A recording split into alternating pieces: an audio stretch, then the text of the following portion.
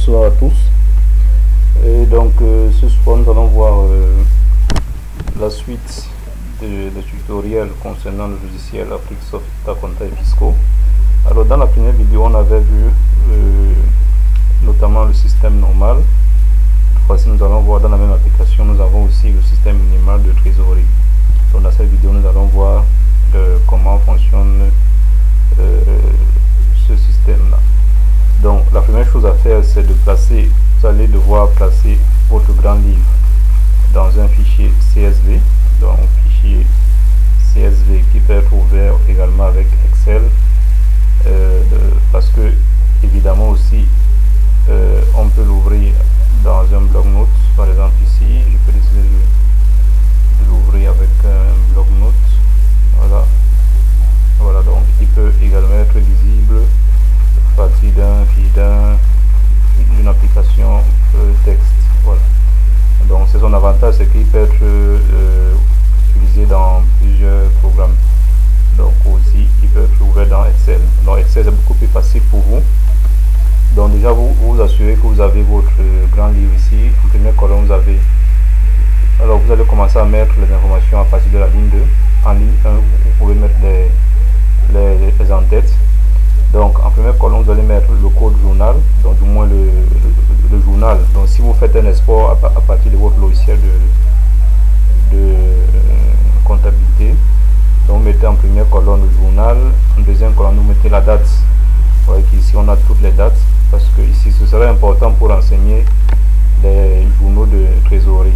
Donc vous voyez les dates ici en troisième position vous allez mettre le numéro de compte ici. Donc si vous récupérez, vous pouvez extraire ça facilement à partir de votre logiciel de comptabilité. En quatrième colonne vous allez mettre l'intitulé du compte ici. Donc on a donc les différents intitulés de compte là. Cinquième colonne le numéro de pièce. Sixième le libellé ici. Vous voyez donc là c'est les différents libellés. Septième le montant débit et huitième le montant crédit. Donc alors dans ce grand livre vous avez des colonnes qui sont obligatoires, notamment la colonne journal. C'est une colonne qui est, donc il faudra absolument renseigner. La colonne date aussi c'est obligatoire. La colonne numéro de compte obligatoire. Par contre les colonnes intitulées de compte, numéro de pièce et libellé, vous pouvez ne pas les renseigner, mais les colonnes débit et crédit sont obligatoires. Donc voilà, mais vous devez respecter au moins cette mise en forme. Donc vous devez avoir, la dernière colonne doit finir à la colonne H. Donc dans les colonnes qui sont obligatoires, c'est les colonnes dont j'ai mis les informations en jaune. Voilà. Mais pour beaucoup plus de comment dirais-je, de compréhension de votre grand livre, il serait important de renseigner les colonnes intitulées compte, numéro de pièce et le libellé. Donc voilà, ici on a un grand livre qu'on a mis sur Excel dans un fichier CSV, pardon, ici. Donc on va le faire, on va pas l'enregistrer. Maintenant on va revenir dans notre programme. On va créer un nouveau fichier. Donc on va faire fichier nouveau. Alors on va l'appeler ma société.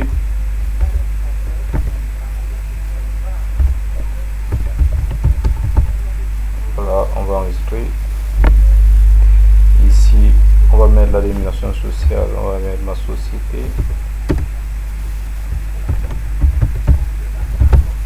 Voilà, donc on va laisser les autres des informations. On peut juste mettre ça.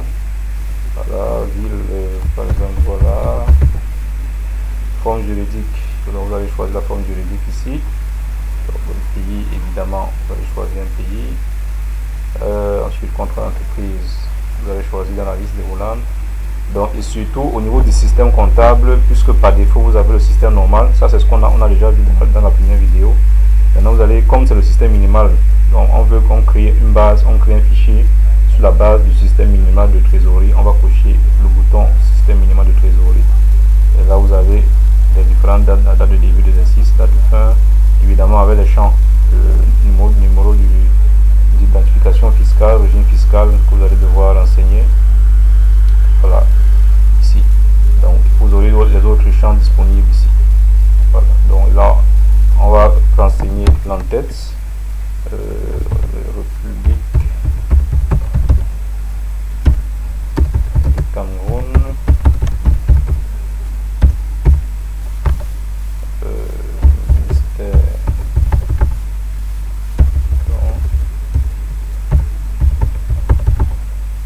Ministère des Finances, sa direction générale des impôts, centre CDI 3. Donc là, alors là, c'est des informations d'entête qui seront visibles sur la page de garde, mais qui sont modifiables de façon manuelle. On va valider donc la création de ce fichier.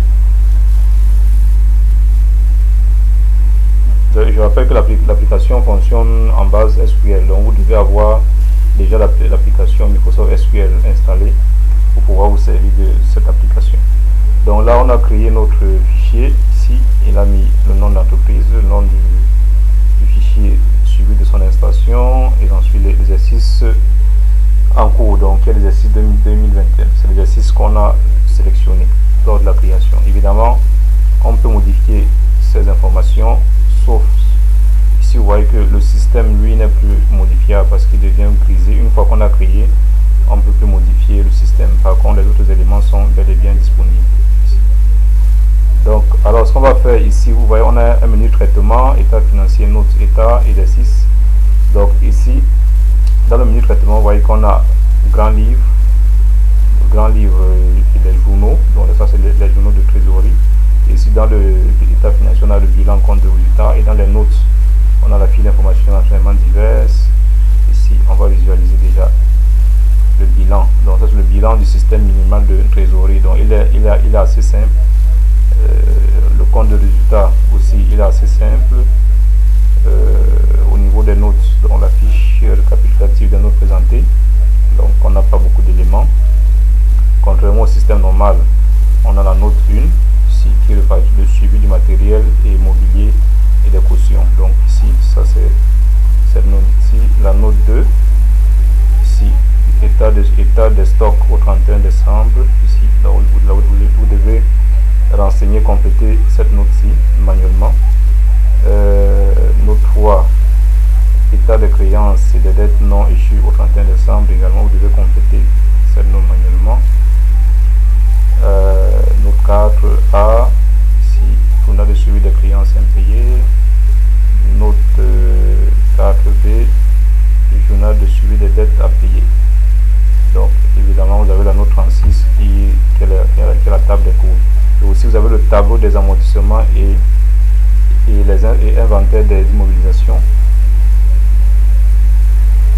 Voilà, donc vous avez ce tableau-ci qui va vous reprendre, qui va, en colonne vous avez la référence, le code de l'IMO, désignation, l'immobilisation, la date de mise en service, le taux d'amortissement, le total en valeur brute, total élément sorti, et ça c'est la partie des amortissements, cumul à l'ouverture de dotation de l'exercice, total élément sorti de l'actif, cumul à la clôture de l'exercice, ici on a la valeur résiduelle.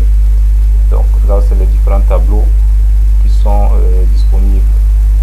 Alors on va ouvrir déjà notre grand livre parce qu'il faut qu'on importe notre grand livre au format CSV.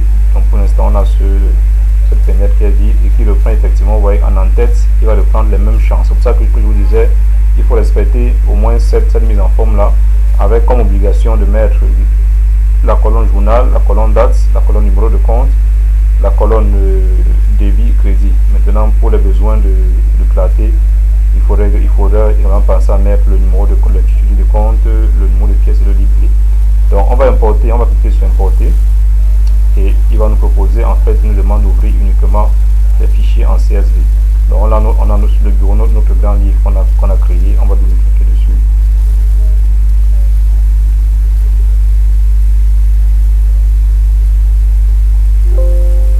Et là, il nous dit que le grand livre a été importé avec succès. On va aller sur OK. Et là, ici, on va remarquer qu'effectivement, on a ce grand livre ici qui est disponible. Donc, en colonne du journal, la date de saisie, numéro de compte, titulaire de compte, numéro de pièce, le libellé, les montants débit crédit. Donc, on a tout ce grand livre ici qui a été importé partir de ce grand livre qui va nous remplir les journaux de trésorerie. Donc une fois qu'on l'importe, on va le fermer. Alors si on observe ici le journal de trésorerie,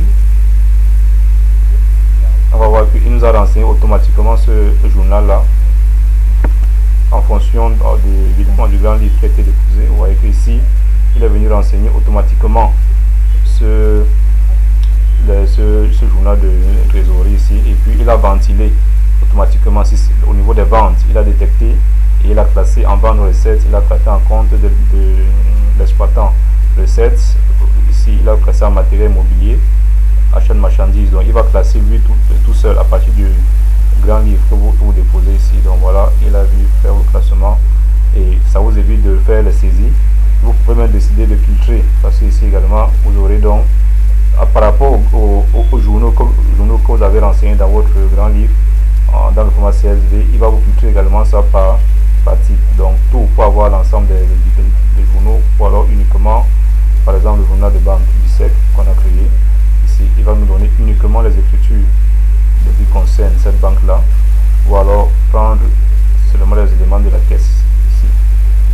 Voilà, il va filtrer, il va nous afficher uniquement ce qui a été saisi dans la caisse, donc avec les différentes colonnes ici. Donc on peut revenir sur tout. Voilà, donc voilà, donc et on peut évidemment imprimer déjà ce journal de trésorerie.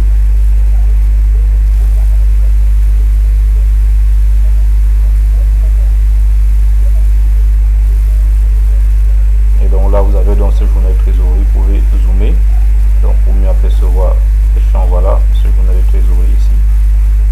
Voilà, donc aussi vous pouvez l'exporter donc tel que vous voulez. On va revenir aussi au niveau du grand livre.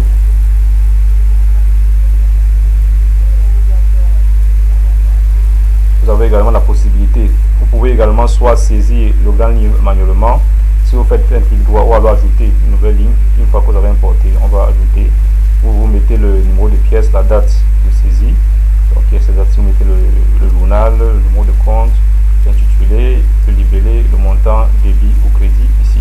Donc une fois que vous avez importé votre grand livre, vous pouvez ajouter un compte, ou alors vous pouvez décider de ne pas importer et de renseigner de façon manuelle votre grand livre directement dans le programme.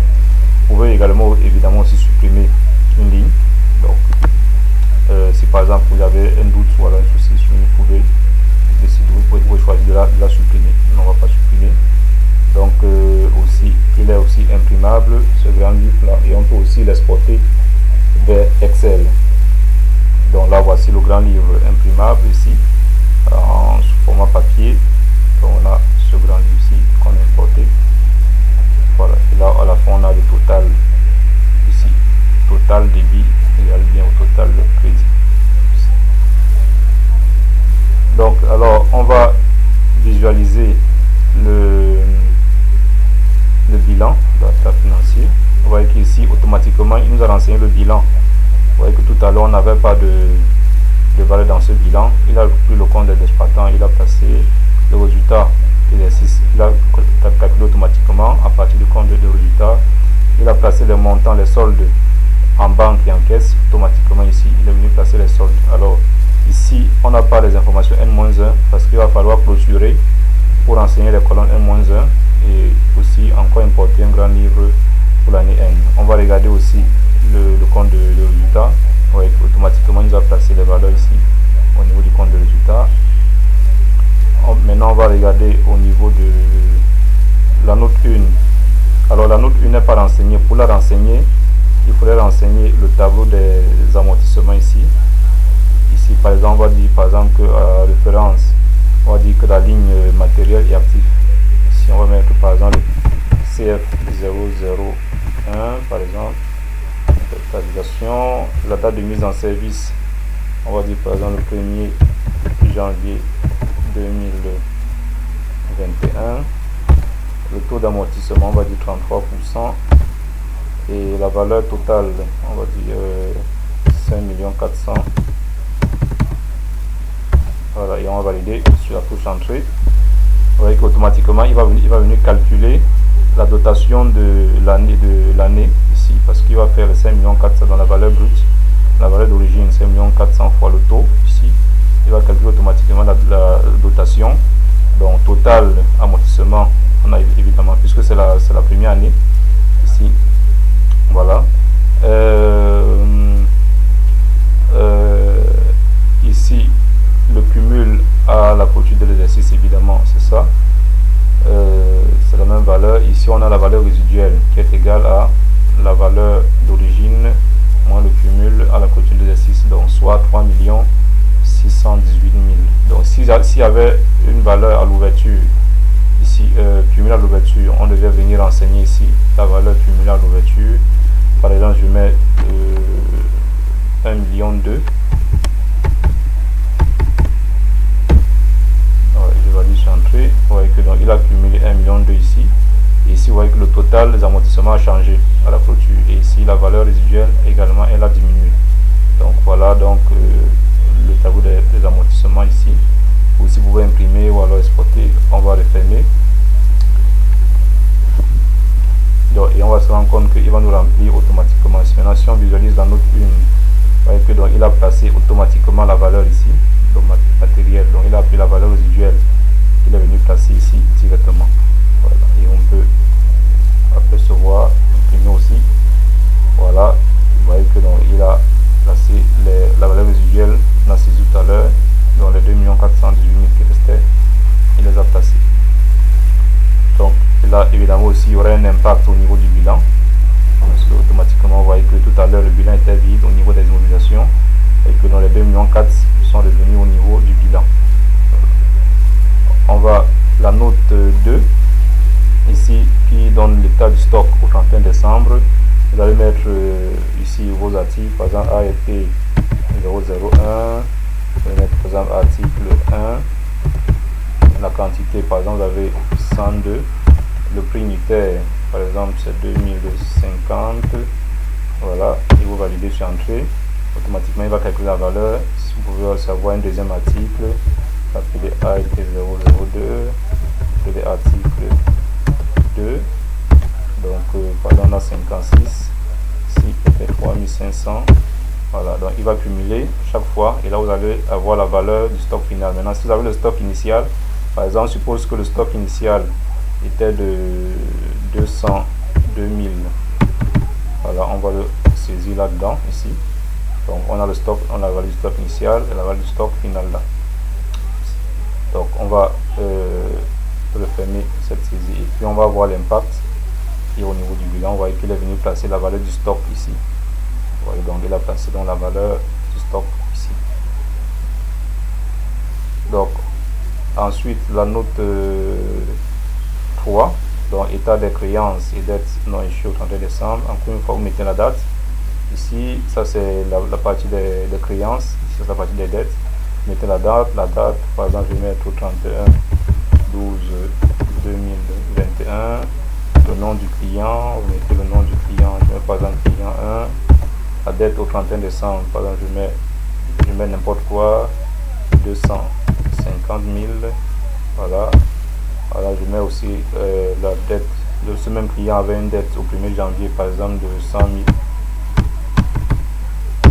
voilà, et là la variation est de 150% ici. Donc vous allez faire idem au niveau des fournisseurs, on va dire au 31 décembre 2021, on va appeler fournisseur 1 au 31 décembre par exemple, on va dire que on avait 125 000 de dettes et à l'ouverture on avait 75 000 par exemple, voilà, et la variation est de 66%. Donc vous aussi imprimer individuellement ce tableau. Ah oui, on devrait sauvegarder donc les saisies, les tableaux avec saisie, contenu 3, voilà, il nous a conservé les éléments. Ici on imprime, alors on va bien trouver ces informations là ici. Donc voilà. Ensuite la note 4A, alors quel est l'impact qu'il y a au niveau du bilan? Vous voyez que tout à l'heure ici la partie client et débiteurs divers n'étaient pas renseignés. Il a renseigné par rapport aux créances clients, par rapport aux créances, et ici il a renseigné également la partie fournisseur. Voilà, c'est une information qui n'était pas renseignée. Donc à vous de voir quelles sont les variations pour que votre bilan soit équilibré ici. Donc alors aussi la note 4A, idem aussi, c'est vous renseignez manuellement ici.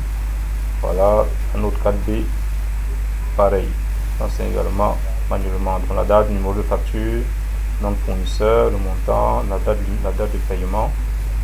Voilà. Donc voilà, c'est tout pour les notes. Et ici, à chaque fois, vous allez avoir la fiche récapitulative des notes qui va venir cocher automatiquement ici en fonction des éléments renseignés, puisque la note 1 a été renseignée à travers les immobilisations, la note 2 on a saisi le stock, la note 3 on a saisi les créances et dettes non issues, la note 4 les journaux de trésorerie sont renseignés depuis à partir de l'importation du grand livre. On n'a pas renseigné la note 4A et la note 4B, c'est pour ça qu'il a mis non acquis ici.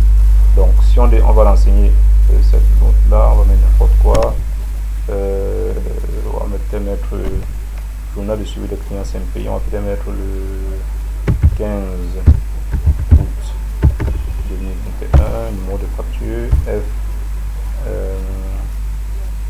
FV 001, nom du client, client 3, le montant par exemple 700.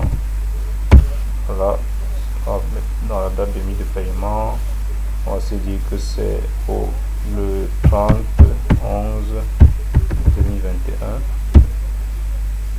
Voilà, et on va regarder. On va aussi lancer la note 4B. On va dire que là c'est sur les dettes.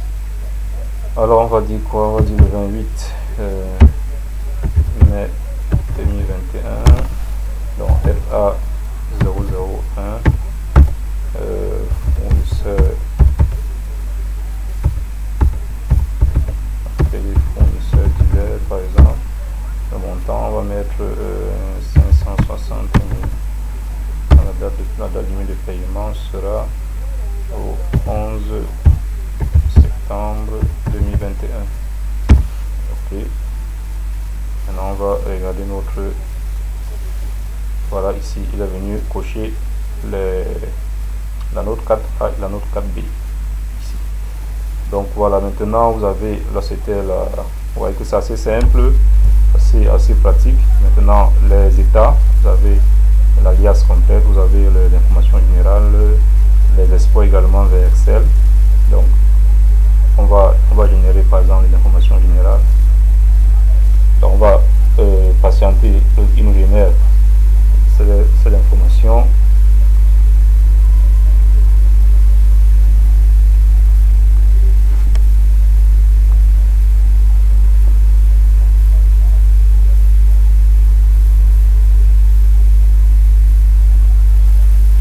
Voilà, il a généré, vous voyez que ici il a renseigné l'entête, République du Cameroun, parce qu'on avait renseigné l'entête lors de la création, ministère des Finances, Direction générale d'impôts, le centre de dépôt, désignation des entreprises. Ici vous avez la mention système minimal de trésorerie, contrairement au système normal.